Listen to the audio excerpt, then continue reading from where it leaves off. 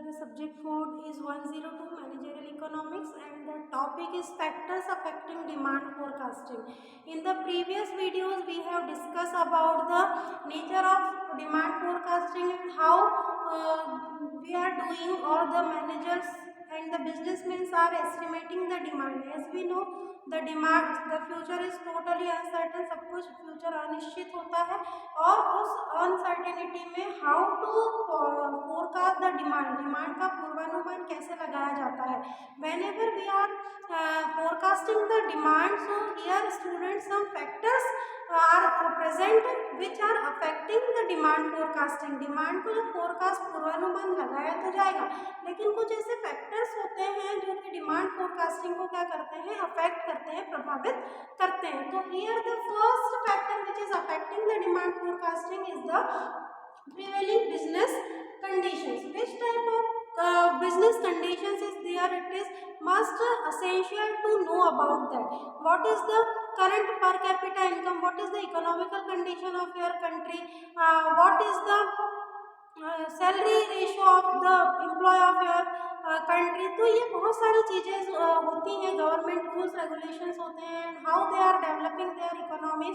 सो बहुत सारे फैक्टर्स यहाँ पर बिजनेस कंडीशंस के अफेक्ट करते हैं जब हम डिमांड फोरकास्टिंग करते हैं. कि भाई आपने मांग का पता तो लगा लिया कि इस प्रोडक्ट की ये मांग हो सकती है या पर्टिकुलर इस मार्केट से ये डिमांड जो होती है वो अराइज होती है, लेकिन कहीं कुछ ऐसे फैक्टर्स तो नहीं है जो कि आने वाले टाइम में आपके उस डिमांड की फोरकास्टिंग को क्या कर दे, फेल कर दे.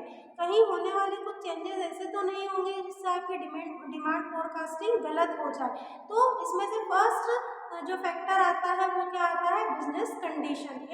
Business condition involves the economic condition of your country, of your business, कुछ भी हो सकता है. Next the condition within the industry.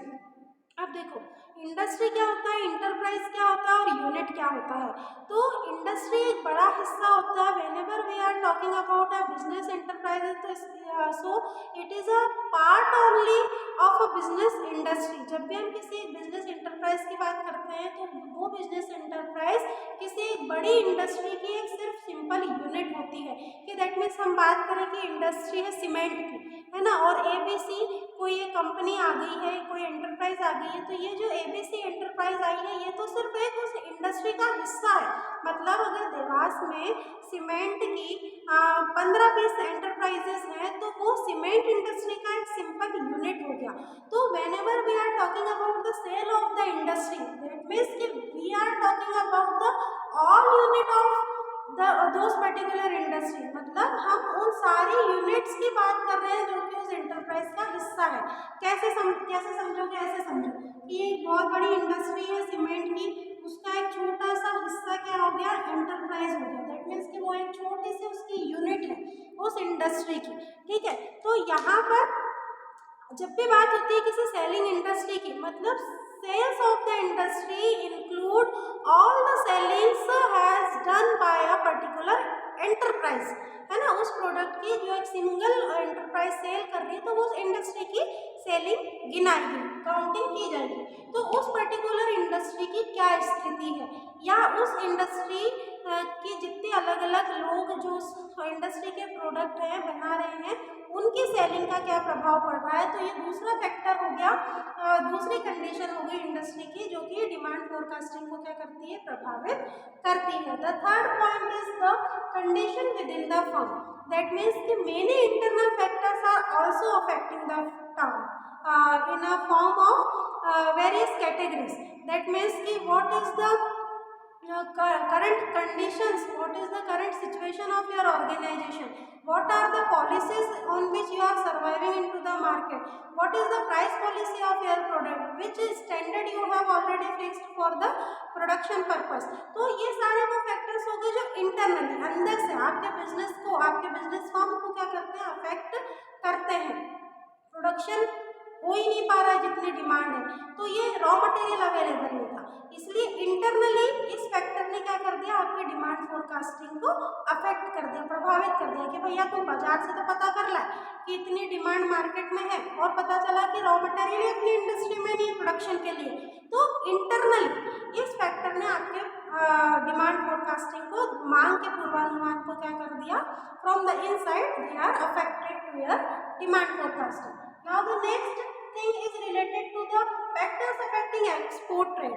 Whenever you are involving in the trade related policy, that means if you are doing the export of your product and then you are finding the demand, determining the demand, so many kind of things are applied here. बहुत सारी चीज यहाँ पर apply होती है. That means the trade, import export trade policy, EXIM policy, ठीक है, rules regulations, code of conduct export से रिलेटेड. तो ये सारे पॉइंट्स हो गए जो कि आपके डिमांड को क्या करते हैं, अफेक्ट करते हैं, प्रभावित करते हैं. क्योंकि अगर आप एक्सपोर्ट रिलेटेड एक्टिविटीज में हैं, मतलब आप क्या कर रहे हैं, निर्यात कर रहे हैं अगर आपके उत्पादों का, प्रोडक्ट का, सर्विसेज का, that means you are facing so many things, है ना. बहुत सारी चीजें एक बिजनेसमैन को क्या करनी पड़ती है, फेस करनी पड़ती है. क्या उसमें टैक्स लग सकते हैं, क्या एग्जिम पॉलिसी होगी, मतलब आयात निर्यात की क्या रूल्स रेगुलेशंस है, कोड ऑफ कंडक्ट्स है. तो उस तरीके से एक्सपोर्ट रिलेटेड ट्रेड ने आपकी डिमांड फोरकास्टिंग को क्या कर दिया, अफेक्ट कर दिया. आपने सोचा था कि भाई जापान में हमारे इस प्रोडक्ट का क्या हो रहा है, बहुत ज़्यादा डिमांड है. अब पता चला कि एक्सपोर्ट करने से पहले एकदम इकोनॉमिक कंडीशन चेंज हो गई, जैसे हुआ था ना 2016 में कि एकदम से नोटबंदी हो गई थी, है ना. तो वहाँ पर क्या हुआ, उस समय जो भी एक्सपोर्ट रिलेटेड पॉलिसी रही होंगी तो उस पर बहुत बड़ा प्रभाव पड़ा होगा. क्यों? क्योंकि एकदम से नोटबंदी हो जाने के कारण सारा बिजनेस, सारी सर्विसेज ठप हो गई थी. तो ये जो मैं बार बार आपको बताती हूँ, ये इस तरीके के इकोनॉमिक चेंजेस होते हैं, ये गवर्नमेंट की तरफ से रूल्स और रेगुलेशंस होते हैं जो सडनली चेंज हो जाते हैं. तो यहाँ पर जो अब हम मांग, उस समय भी लोगों ने डिमांड फोरकास्टिंग की होगी तो वो सब कुछ अचानक से फेल हो गई थी. तो स्टूडेंट्स, कहने का मतलब यही है कि if you are doing the forecasting of anything, और here we are talking about the demand forecasting, तो such kind of conditions are affecting to your business. वो इकोनॉमी से रिलेटेड हो सकते हैं, वो गवर्नमेंट के रूल्स रेगुलेशन से रिलेटेड हो सकते हैं, और भी बहुत कुछ. Then the market behavior. अब who are the people who are surviving into the market for your product? If they are taking the advantages from your product, that means you are identifying the behavior of your market. What is the demand of your product in a particular market? किसी भी एक निश्चित market में आपके product की, आपकी services की कितनी डिमांड है. दैट मीन्स कि you are here asking about the taste, the preferences, है ना, the like dislikes of the customer of your product. जो भी आपके प्रोडक्ट के कस्टमर हैं, आप उनके नेचर से क्या है, पता लगाने में लगे हुए हैं कि आपके प्रोडक्ट को कितने कस्टमर पसंद करते हैं, कितने का टेस्ट एंड प्रेफरेंस आपके प्रोडक्ट से जुड़ा हुआ है. That means here you are identifying the market behaviour.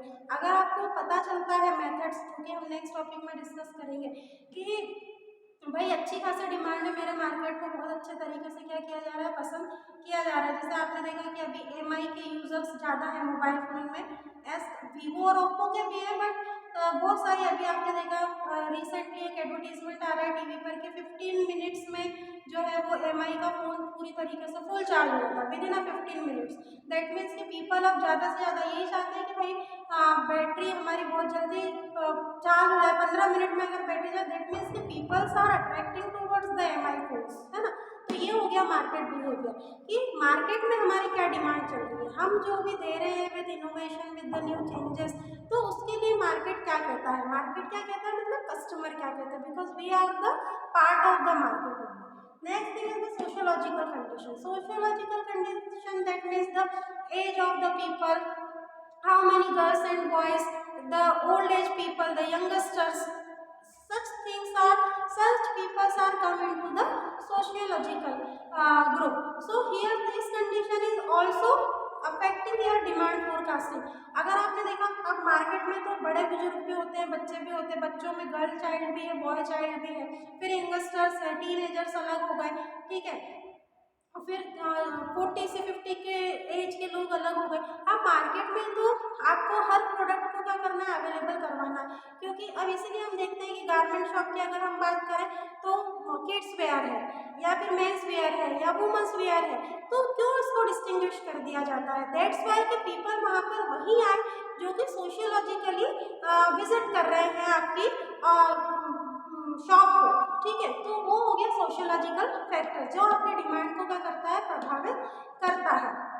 लेकिन फुटवेयर के इसमें बात करें शॉप में तो ऐसा नहीं होता है। वहाँ तो एक बिल्कुल न्यू बॉर्न बच्चे या 6 महीने या 1 साल की उम्र के बच्चों से लेकर बड़े लोगों तक के लिए फुटवेयर गर्ल्स में भी मिलेगी, बॉयज़ में भी। सेक्शन अलग कर देते हैं कि बॉयज़ का ऊपर गर्ल्स का नीचे। तो इस तरीके से ये जो सोशियोलॉजिकली डिमांड फोरकास्ट की जाती है, तो सोशियोलॉजिकल कंडीशन भी उसमें एक बहुत महत्वपूर्ण फैक्टर होता है जो कि उसको अफेक्ट करता है। Next thing is about the psychological condition. Whose psychological condition? So whenever we are talking about the psychological conditions of the buyers, of the customers, जो भी buyers होंगे, जो भी customers होंगे, उनकी क्या psychological conditions है? That means what they think about your product. वो आपके product के बारे में क्या सोचते हैं? They are interested in your product or not? What are the dislikes? What are the likes? Tastes, preferences, passions, trends, each and everything come into the psychological condition. कि भैया व्यक्ति मनोवैज्ञानिक तौर से क्या सोच रहा है, वो वाकई में आपके। अब कुछ लोग हैं कि 15 मिनट्स में फ़ोन तो चार्ज हो रहा है, लेकिन वो ये भी सोच रहे हैं कि EMI 1-2 साल बाद ऑटोमेटिक उसमें प्रॉब्लम्स, या कोई भी स्मार्टफोन है उसमें प्रॉब्लम आने ही लगती है। तो कुछ लोग ऐसे होंगे जो कि उस 15 मिनट्स की चार्जिंग पे नहीं जाएंगे, बल्कि वो उसकी ड्यूरेबिलिटी पर जाएंगे कि वो कितनी लॉन्ग टर्म सर्विस प्रोवाइड करता है। तो ये हो गया आपका साइकोलॉजिकल कंडीशन, जो भी आपके बिजनेस के डिमांड को क्या करती है, अफेक्ट करती है। कहा last thing is about the competitive condition. Competitive conditions की जब भी बात करते हैं तो many competitors are come and out into the market. बहुत सारे कॉम्पिटिटर्स मार्केट में आते हैं और चले जाते हैं। So whenever you are forecasting your demand, so you have to neglect the activities of the competitors, क्योंकि हो सकता है कि सडनली कोई कॉम्पिटिटर आपके साथ आपके बिजनेस में आ तो गया, लेकिन if he is not getting the success तो सडनली वो आउट भी हो जाएगा आपके मार्केट से। तो while you are preparing or while you are forecasting of doing forecasting of demand as a manager, so you have to avoid the activities which are done by the competitors. You have to focus only on that what you are delivered to your customer, what they actually want, how much they are satisfying with your product and services. So these all are the factors which we have discussed. Those are affecting the demand forecasting. Then after we will discuss about the various methods of the demand forecasting. यहाँ तक तो हमने factors discuss कर लिए। इसके बाद ऐसे कौन कौन से मेथड्स होती हैं जिनके थ्रू डिमांड फोरकास्ट की जाती है। ये जितने भी हमने फैक्टर्स पढ़ लिए, डिमांड फोरकास्टिंग कैसे होती है, क्यों करनी चाहिए, क्या आवश्यकता है, क्या उसके एडवांटेजेस है, लेकिन कुछ मेथड्स भी तो होंगे जिनके थ्रू डिमांड फोरकास्ट। ऐसा थोड़ी ना है कि भाई घर घर जाके मैं सर्वे कर रही हूँ या इंटरव्यू के थ्रू।